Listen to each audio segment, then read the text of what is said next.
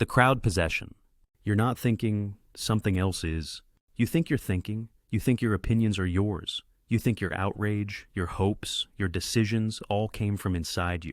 But what if they didn't? A 2025 study from Princeton found that if just 10% of a group hold a firm belief, they can flip the entire group's opinion, even when that belief is false, irrational, or destructive. 10%. That's all it takes to override your will.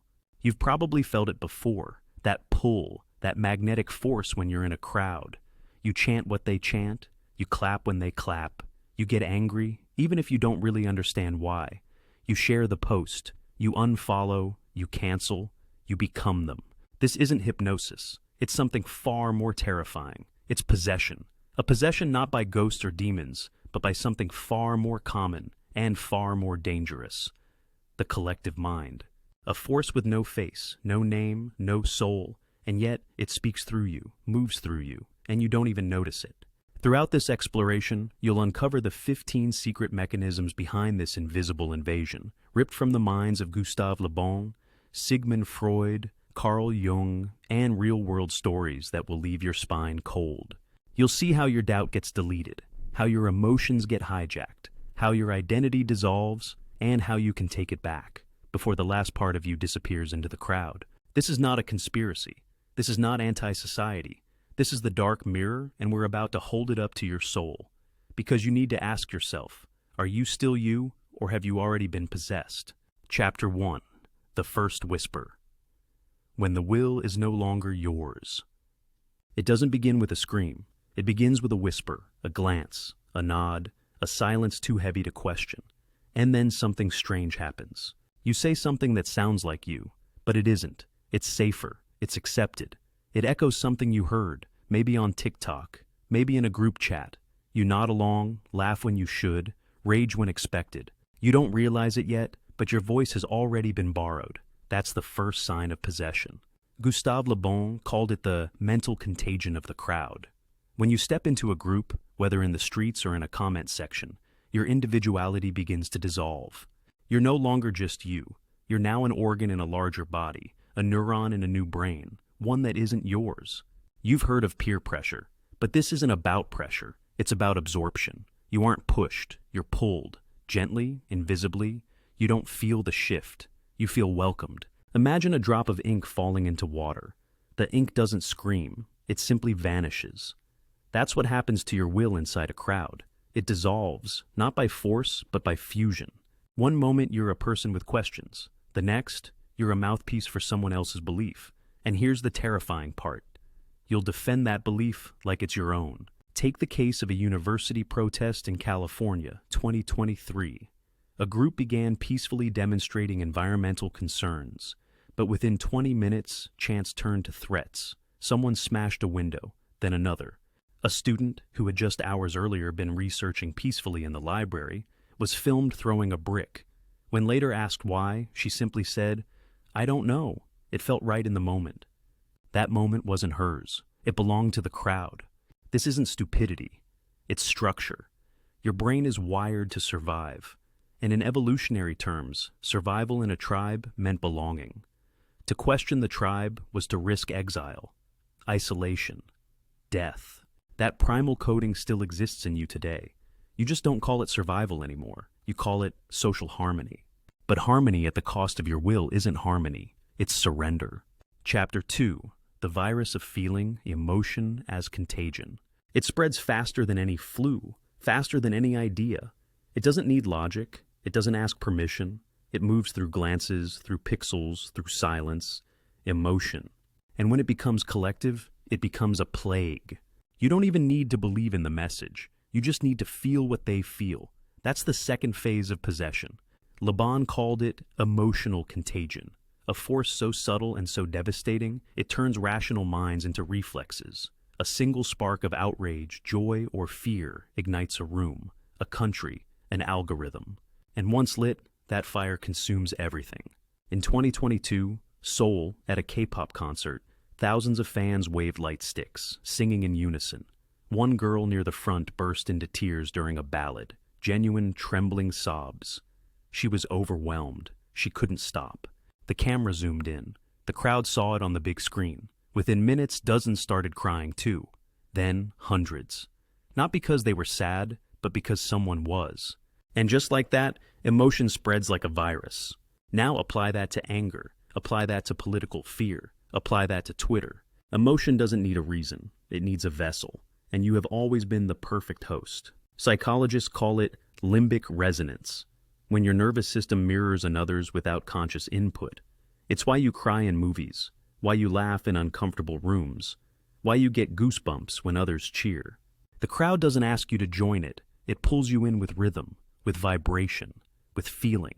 Now imagine that resonance at scale, supercharged by digital networks, notifications, and headlines. The crowd has become viral, not metaphorically, literally. You're not arguing online, you're syncing. You're not debating, you're harmonizing. You're not angry, you're infected. You see the outrage online and feel it. You hear one side of a story and burn with certainty. The post had 500,000 angry reacts, so you assume it must be right. You forward it, you shout about it, you act. But just like that girl at the concert, you never stop to ask, is this my emotion?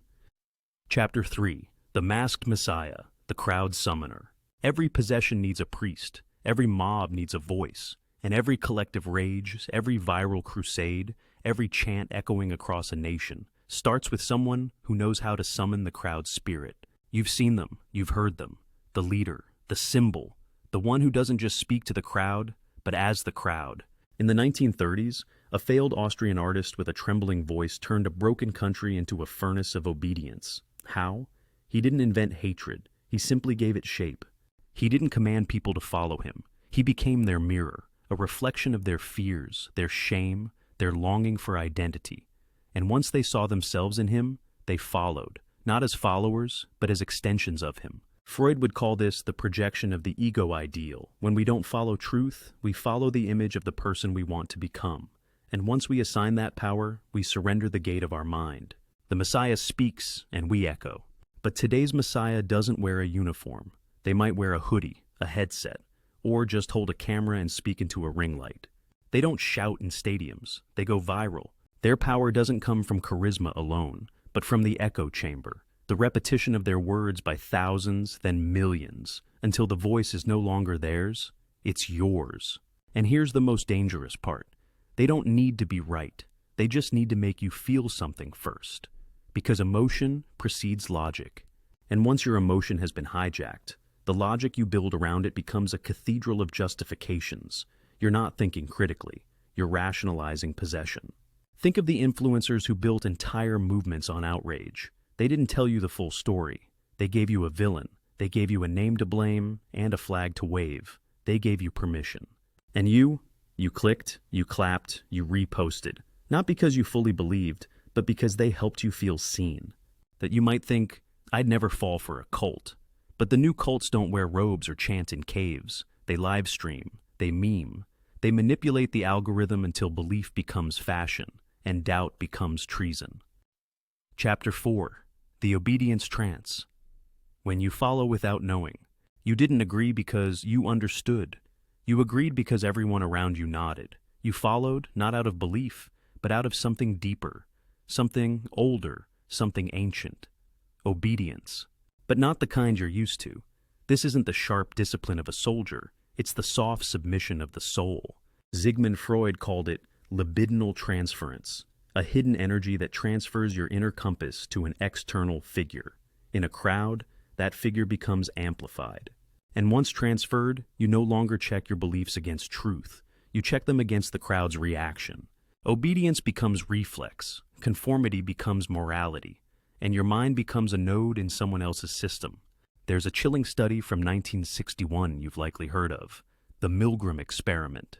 Volunteers were told by a man in a lab coat to administer electric shocks to another person, screaming in the next room. Despite obvious distress, 65% of people continued until the final lethal volt. Why? Not because they were evil, but because someone in authority said, "It's okay." The costume of power rewrites the code of morality. Now imagine that lab coat is a trending hashtag. Imagine the voltage is public shame. Imagine the button is your retweet. Digital obedience doesn't feel like violence. It feels like justice. That's the brilliance of the modern trance. You think you're being brave while following the script written by 10,000 others. You think you're defending the truth when you're simply echoing the crowd's expectations. This is what Laban feared most, not the mob's rage, but its righteousness. Because when the crowd believes it is right, it will do anything. Burn books, bury people, rewrite history, and all in the name of progress, of purity, of peace. The scariest part of possession isn't that it changes you, it's that it makes you think you're finally being your true self. Chapter 5, The Loss of Doubt. When questions die and certainty reigns. The most dangerous crowd isn't the one that screams. It's the one that never pauses to ask why. When possession deepens, it takes more than your behavior. It takes your inner voice. The voice that whispers, "Wait, is this right? Do I really believe this? What if I'm wrong?" That voice doesn't disappear in a flash. It drowns, slowly, in the rising flood of collective certainty. And when it finally goes silent, you don't notice. Because all you hear now is the crowd. Gustave Le Bon observed that once a person becomes absorbed by the group, they lose the ability to doubt. Doubt is friction. Friction slows momentum. And the crowd hates slowness. It wants velocity, action, certainty. That's why skepticism becomes sin. In 2025, a young woman named Rachel questioned a viral protest on social media. She didn't insult. She didn't mock. She just asked, "Are we sure this is the full story?" Within hours, she was labeled a sympathizer to the enemy, received thousands of hate comments, and lost her job. Not because she was hateful, but because she dared to hesitate. That's how far we've fallen. Today, to doubt the narrative isn't seen as thoughtful. It's seen as betrayal. And here's the trick. When you stop doubting the crowd, you start doubting yourself. That quiet moment when something feels off, but you dismiss it because no one else seems bothered. That instinct to speak, but you swallow it, thinking, maybe I'm overreacting. That fear that if you say the wrong thing, you'll be cast out. This is not caution, it's indoctrination. Jung warned us, the less a person is conscious of what is happening in their psyche, the more they will project it outward. The crowd doesn't examine itself, it projects. And in doing so, it makes you afraid of your own thoughts. But thought without doubt is dogma, and speech without doubt is propaganda. Chapter 6, The Imagination Storm. When feelings replace reality, it begins with a shift so subtle, so seductive, you don't see it happening. One day, you stop caring about what's true and start caring only about what feels true. And in that moment, the storm begins. Imagination floods your perception. Stories replace facts. Symbols overtake substance. And truth drowns beneath waves of collective emotion. Le Bon warned that in crowds, imagination is more powerful than reason. The crowd doesn't analyze, it mythologizes. A slogan becomes sacred. A photo becomes prophecy. A single viral video becomes unquestioned reality, even if it's missing 95% of the context. Why? Because what's felt together becomes more real than what's proven alone. In 2024, a viral clip showed a man screaming during a school board meeting. The caption, "Extremist attacks LGBTQ curriculum." It spread like wildfire. News outlets picked it up, memes flooded in, outrage followed. But buried deep in a longer version of the clip was the full context. He was screaming in support of his transgender child who had been bullied. No one cared. Because by the time the full video surfaced, the storm of imagination had already consumed the truth. That's what possession does. It hijacks your inner movie projector. It replaces the script, swaps the characters, and casts you as the hero in a fantasy written by the mob. You don't investigate anymore. You feel. And those feelings become scripture. This is the same mechanism that births conspiracy theories, radicalization, and blind allegiance. It's why the crowd is immune to correction. Because the story is never about accuracy. It's about identity. To change your mind would mean betraying your tribe. To accept a fact that contradicts the narrative would mean losing your place in the fiction, and for most, that's far more terrifying than being wrong. And so you double down.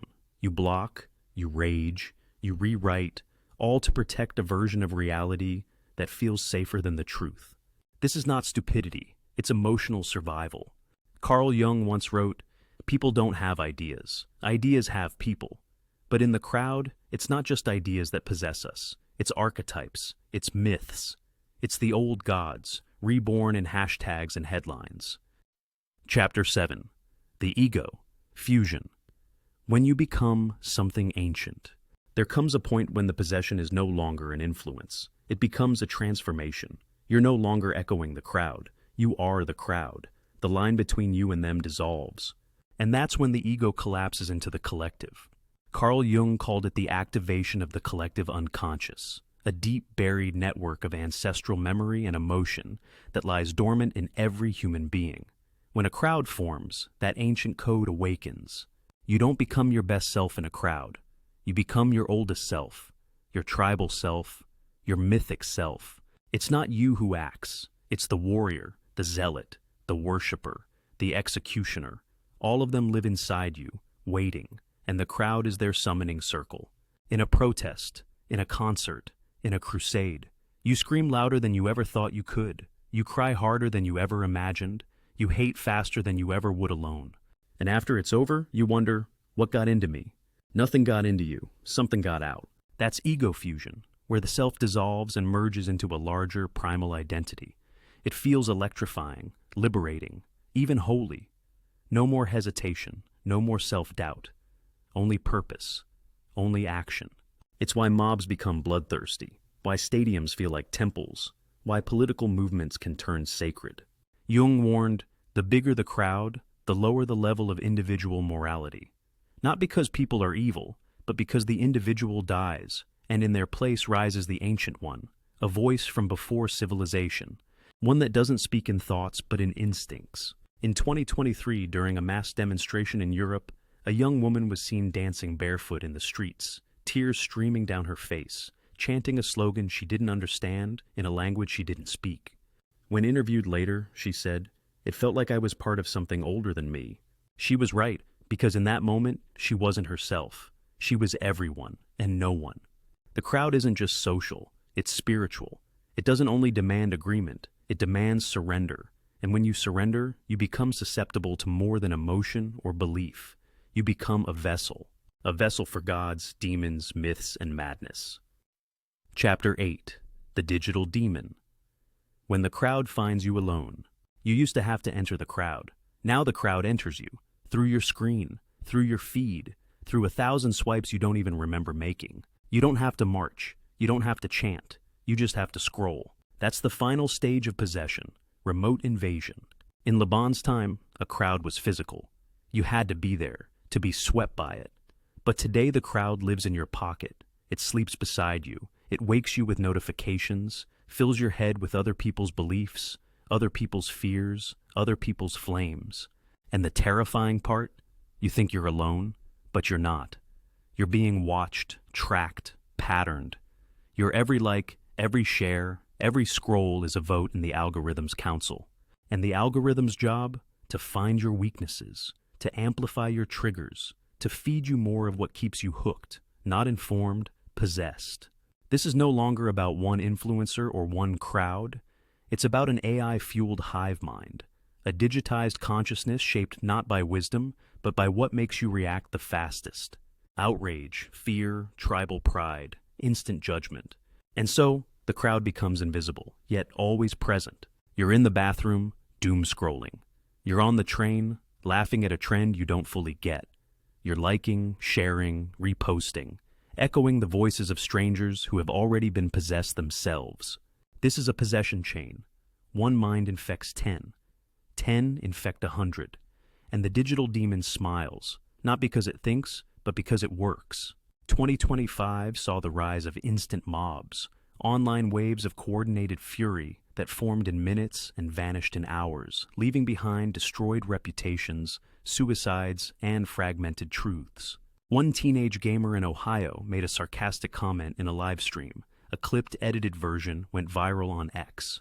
Within 6 hours, he was doxxed. His school was bombarded. His parents received death threats. No one checked the full clip, because the crowd was already foaming. This isn't the future. This is now. And the worst part? You can't turn it off, because the moment you log in again, it knows what worked last time. It doesn't care if it's true. It only cares if it spreads. The digital crowd doesn't possess your body. It doesn't need to. It possesses your reflexes, your impulses, your sense of right and wrong. Chapter 9. The Crowd Within. When you carry the mob in your mind, you close the app, you put down the phone, you step away from the screen, and yet you still hear them, their judgments, their expectations, their code of what's acceptable and what's shameful. Even in silence, the crowd follows you. This is the final form of possession, not external, not viral, but internalized. The mob no longer needs to shout at you, because you've already installed their voice inside your head. Psychologists call it introjection, the unconscious adoption of the ideas or voices of others, often as a form of protection. You start to pre-censor yourself, rehearse every sentence before posting, filter every opinion before speaking, not because someone is watching, but because they might be. That might becomes a cage, and you become your own prison guard. Carl Jung wrote, "Nothing has a stronger influence on their children than the unlived lives of their parents." But in our generation, it's no longer just parents, it's influencers, ideologies, crowds we've never met shaping lives we never questioned. And so, you begin to live as if watched, every moment, every thought, every choice. Do you wear that shirt, post that opinion, laugh at that joke, or do you pull back, adjust, soften, sanitize? And the scariest part, you don't even notice you're doing it anymore. A 2025 behavioral study revealed that 82% of Gen Z participants admitted to self-moderating their speech online, even in private group chats, for fear of future backlash.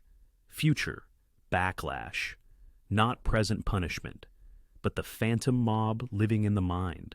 You see, when possession reaches this level, it doesn't need emotion or charisma or algorithms. It just needs memory, memory of past shaming, memory of canceled people, memory of moments where one wrong word cost someone everything. And so, like digital ghosts, these echoes haunt your choices. You act in alignment, not with your truth, but with the assumed consensus. This is the crowd within, a spectral committee of imagined voices judging every word before it leaves your mouth. And yet, here's the quiet tragedy. The more you avoid rejection, the more you abandon authenticity. Until eventually, you don't know what your voice even sounds like anymore. Possession doesn't always look like rage. Sometimes it looks like compliance. Sometimes it sounds like nothing at all. And that silence, that's when they've won. Chapter 10. The Reclamation Ritual, Calling Back the Self. What if possession isn't permanent? What if, buried beneath the crowd's noise, your original voice is still there, faint, fragile, flickering, but alive? Then the question becomes, how do you call it back? You won't find the answer in viral videos, or in trending ideologies, or even in rebellion for rebellion's sake, because fighting the crowd is still dancing to its rhythm. Reclaiming yourself is not reaction, it is remembrance. And that process begins like all sacred rituals, in stillness. You unplug, you go quiet, not to escape, but to listen. What is your anger? Not the crowd's. What is your grief? Not theirs. What is your desire, your truth, your line in the sand? When was the last time you asked yourself a question and didn't rush to tweet the answer? When was the last time you formed an opinion without searching what someone smarter, louder, or more liked had said first? Reclamation is uncomfortable because it means taking responsibility for thoughts that might be messy. It means risking being wrong without the shield of consensus. It means walking away from the safety of the hive and returning to the solitude of selfhood. But that solitude, it's not loneliness. It's where clarity begins. In 2024, a former influencer named Devin Clark left all platforms without a farewell. He disappeared from 3 million followers. A year later, in an obscure podcast, he explained why. Every opinion I had was a reflection of what got me more engagement. I didn't know what I believed anymore, so I stopped talking until I could hear my own thoughts again. That's what this ritual demands. Silence, then truth. Discomfort, then alignment. This isn't about becoming untouchable. It's about becoming unalterable. It's about building an inner space no mob can enter, no algorithm can predict, no influencer can occupy. Because your mind, truly yours, is not supposed to be a battleground. It's meant to be a home. Chapter 11. The Trending Exorcism. The Illusion of Waking Up. Now the crowd gets clever. It knows you're growing tired, tired of shouting, tired of following, tired of being pulled by unseen strings. So it offers you an out, but not a real one. It offers a fake awakening, a trending exorcism. It tells you, rebel with us. Be different, just like everyone else. Break free by reposting this quote, wearing this slogan, hating that group instead of this one. It packages woke like a brand. It sells authenticity in influencer courses. It monetizes healing through curated chaos. But nothing changes. You're still performing, still possessed. Only now, the demon wears a wellness hoodie and speaks in the voice of empowerment. Because possession doesn't always scream. Sometimes it whispers, "You're so awake," while your real self continues to sleep beneath layers of approval. This is the most dangerous stage of the crowd's control, where you think you've escaped, but you've simply switched cages. In 2025, a mass online movement surged called I Am Free. Millions posted black and white selfies with confessions like, "I no longer let others think for me." They all use the same filter, same font, same background music. A freedom so synchronized, it looked more like a uniform. A journalist who investigated the trend found that the campaign was seeded by a marketing agency linked to 3 major tech brands. Freedom had become a funnel. Awakening had become a click-through rate. Because the crowd knows how to sell you the illusion of escape. It doesn't care how you express rebellion, so long as you express it collectively. And so, it weaponizes your longing to be free. It turns healing into a badge, individuality into a costume, non-conformity into a new conformity. But real freedom, real awakening, it doesn't need a hashtag. It doesn't need to be seen. It doesn't need applause. It's quiet, unstable, often ugly, because it involves letting go of every identity that was given to you, by the crowd, by the trend, by the culture, by your fear of being alone. If your awakening needs to be performed in front of a camera, it might not be an exorcism at all, because sometimes the devil's final disguise is you with a ring light. Chapter 12, The Final Possession. Are you still you? This is the moment you stop asking about them, the crowd, the mob, the influencers, the noise, and you start asking, am I still me? Not the curated version, not the online avatar, not the echo of a side you were told to pick, but you, unfiltered, undirected, untouched. By now, you've seen the steps, the whispers, the infections, the priests, the mirrored gods, the silence, the self-censorship, the staged awakenings. And now, as you stand on the edge of all that awareness, one question remains. What's left of you that was never touched by the crowd? It's a hard question, because possession isn't about turning into someone else. It's about forgetting you were ever someone to begin with. We grow up absorbing beliefs like language. We inherit shame. We memorize what smiles are acceptable, what tones get us praise, what silence keeps us safe. We learn how to think without ever deciding what to think. And that's the most effective kind of crowd. Not one that surrounds you, but one that lives inside your operating system. A collection of downloaded behaviors, fears, and beliefs that feel native. Because they've been there so long, you call them you. So now, look closely. When you say, I believe, I feel, I want, pause. Who taught you that belief? Who planted that want? Whose voice is speaking those words through your mouth? Is it your own, or an echo so familiar you mistook it for instinct? This is the final form of possession, where the crowd doesn't move your hand or your mouth or your feet. It moves your identity. You don't act like the crowd. You are the crowd. And the idea of leaving it terrifies you more than death. Because once you're out, you'll have to build again from nothing, from doubt, from silence, from real freedom. And real freedom doesn't promise applause. It promises confusion, loneliness, responsibility. But it also promises this, the return of your soul. So here now in this stillness, ask again. Not do I fit, not am I right, not will they accept me, just this. Is this truly mine?